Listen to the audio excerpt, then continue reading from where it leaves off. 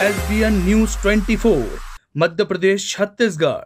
धर्मपुरी क्षेत्र में लंबे समय से रेत माफियाओं द्वारा खुलेआम नर्मदा नदी से अवैध रेत खनन का कार्य धड़ल्ले से किया जा रहा है और अब एक बार फिर से रेत माफियाओं ने लाखों श्रद्धालुओं की आस्था के केंद्र बैंड टापू से अवैध खनन का कार्य शुरू कर दिया है, जिससे कि हिंदू समाज में आक्रोश देखा जा रहा है। बता दें कि क्षेत्र में दिन रात रेत माफिया कहीं मशीनों के माध्यम से तो कहीं नाव के जरिए नर्मदा से रेत खनन कर नर्मदा को छलनी करने का कार्य कर रहे हैं। वहीं बताया जा रहा है कि कुछ बाहरी लोगों के द्वारा ठेके के नाम पर बिना रॉयल्टी के टोकन थमाकर अवैध वसूली भी जोरों से की जा रही है, जिससे कि रेत माफिया दबंगई के साथ शासन को करोड़ों का चूना लगा रहे हैं।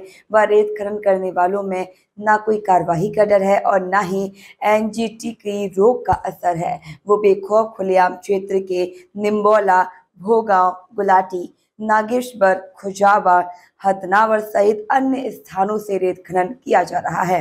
आपको बता दें, रेत माफियाओं की नजर एक बार फिर धार्मिक बैंड टापू पर जा पहुंची है और खनन किया जा रहा है। साथ ही लंबे समय शिकायत के बाद भी रेत माफियाओं पर कोई ठोस कार्रवाई नहीं की जा रही है। वहीं नर्मदा से अवैध उत्खनन को लेकर नर्मदा बचाओ आंदोलन की मेधा पाचकर भी लंबे समय से विरोध कर रही हैं और हाल ही में मेधा पाचकर ने जिला अधिकारी को लीगल नोटिस जारी कर तत्काल अवैध खनन का कार्य रोकने की भी मांग की है।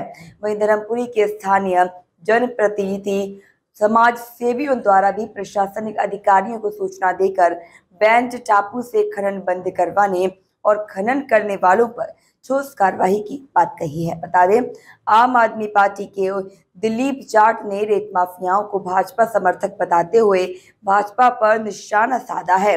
अब देखना ये होगा कि जिला अधिकारी रेत माफियाओं के खिलाफ क्या कुछ कार्रवाई करते हैं या इसी तरह से नर्मदा नदी से अवैध खनन का कार्य किया जाता है। बैंड टापू से अवैध उत्खनन हो रहा है, क्या कुछ कहेंगे इस पर आप? बैंड टापू पौराणिक स्थल है और वहाँ जो अवैध उत्खनन हो रहा है वो गलत है। मैं पहले भी खनिज अधिकारियों को पत्र लिखकर अवगत करा चुका हूँ और ये अवैध उत्खनन अगर नहीं रुकता है तो हम इसके खिलाफ आंदोलन करेंगे। चल रहा है उससे नर्मदा बचने वाली नहीं।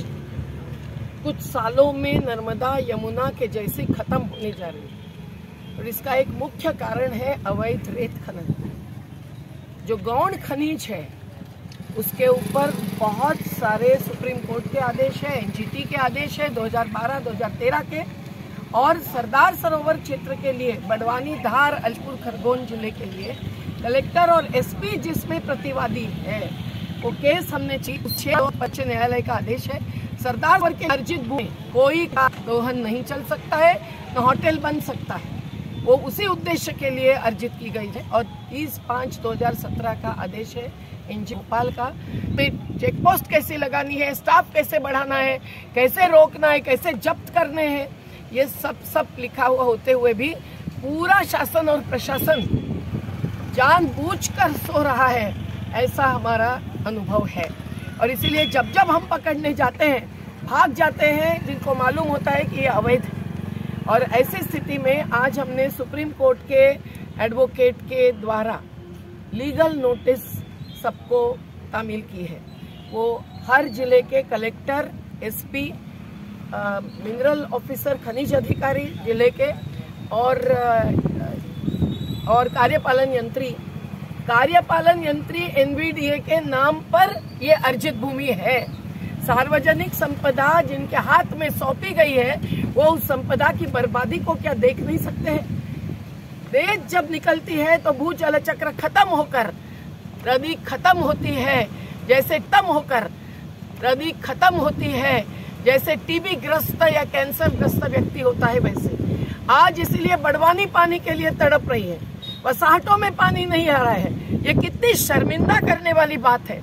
जो नर्मदा के सपूत रहे हैं, नर्मदा में जिन्होंने जिंदगी बिताई है, उनके लिए आज पानी नहीं मिल रहा है और कल सिंचाई भी खत्म होने वाली है, मत्स्य व्यवसाय खत्म होने वाला है।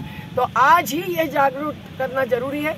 हमारी केस आज भी जबलपुर हाईकोर्ट में लगी है, उसमें ये सभी प्रतिवादी है और इसीलिए इनको हमने आज लीगल नोटिस सर्व करके चेतावनी दी है। तत्काल ये अगर रोका नहीं जाएगा तो हम आगे कार्यवाही करे बिना नहीं रहेंगे। आज हमने कुक्षी के एसडीएम कार्यालय, एसडीओपी कार्यालय, खनिज अधिकारी कार्यालय और कार्यपालन यंत्री एनवीडीए कार्यालय के द्वारा जिला स्तर के सभी अधिकारियों को तत्काल ये नोटिस भेजने का काम किया है।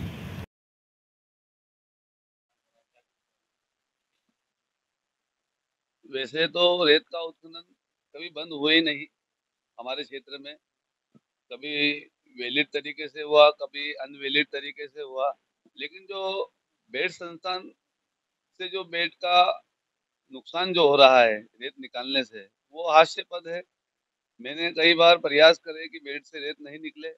मैंने कई बार जिला खनिज अधिकारियों को, कलेक्टर महोदय को, एसडीएम महोदय को फोन लगाए भी, लेकिन कभी उन्होंने रिसीव नहीं करे। वो समाज सेवी लोगों की बात ही नहीं करना चाहते हैं। और वर्तमान में जो भाजपा सरकार है, इनके ही सागिरद और इनके ही चट्टे बट्टे सब इन कामों में लिप्त हैं और यही अवैध रेत निकाल रहे हैं और इनकी सरकार का बेजा फायदा उठा रहे हैं। और लोगों की जो आस्था है बेड से जुड़ी हुई है, उसका हनन हो रहा है। अब ये हिंदूवादी सरकारों का काम है कि बेड पे ध्यान दे। हमारे ऐसे लोग जब जब भी आवाज उठाते हैं तो हमको कहीं डरा के, धमका के या झूठी धमकियां कहीं भी दे दुआ के ये रेत निकाल रहे हैं और मैं इसका विरोध करता हूँ। और हमारी भी आस्था है बेड से जुड़ी हुई। हमारी तो प्रशासन से मांग है कि जल्द से जल्द बेड से जो अवैध उत्खनन हो रहा रेत का, उसको बंद कराने से पहले इन माफियाओं पे कार्रवाई होना चाहिए। जब भी ये लोग पकड़ाते हैं तो इन पे कभी भी शासकीय संपत्ति के नुकसान की और चोरी की धाराओं पे कभी केस दर्ज नहीं होते हैं। इनके ट्रैक्टर जब्त कर लेते हैं और इनको थोड़ा बहुत फाइन लेके छोड़ देते हैं। इससे वैसे देखा जाए तो ये जो ठेका है ना, ये तो अनवैलिड है, ठेका है ही नहीं। ये तो क्या है कि कहीं भाजपा सरकार में वरिष्ठ अधिकारियों से साठगांठ करके ये चला रहे हैं। वैसे ठेका नहीं है, मेरे हिसाब से ठेका नहीं है। भाई रॉयल्टी होती तो रॉयल्टी करती, ठेका होता तो ये टोकन तो क्या है कि नंबर 2 वाले का काम है और भाजपा शासन का संरक्षण है इनको। और कहीं ना कहीं आज भाजपा के राज में सब अवैध उत्खनन हो ही रहे हैं। अब थोड़ा सा शराब को ही ले लो ना। मुख्यमंत्री कहते हैं कि नर्मदा क्षेत्र में 5 किलोमीटर दोनों साइड नर्मदा के में शराब नहीं बिकने दूंगा, जबकि ये घर घर बिक रही है। ये जो मुख्यमंत्री है ना, यही सबसे ज्यादा भ्रष्ट है और इनके अनुयायी भी सब भ्रष्ट हैं। ये बस इतना कहना चाहूंगा मैं। बिलवा मतेश्वर महादेव भक्त मंडल हमेशा से ही बेड में अवैध उत्खनन के खिलाफ है। और कल रात को जैसे ही हमें मालूम पड़ा कि बेड में अवैध उत्खनन हो रहा है, उसके खिलाफ हमने अधिकारियों को सूचना कर दी है। अगर अधिकारी वर्ग बेड में अवैध उत्खनन के लिए अगर रोक नहीं लगाती है तो बेड श्री बिलवा मतेश्वर महादेव भक्त मंडल उसको कहीं ना कहीं एक चरमबद्ध आंदोलन के रूप में ले जाएगा।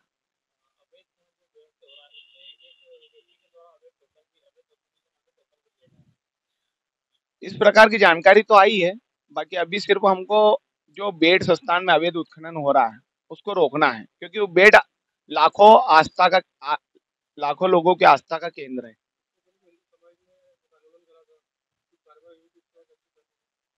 उस पर रोक भी लगाई गई थी। बाकी नए नए अधिकारी जो आते रहते हैं उनसे साठगांठ करके ये हो जाता है।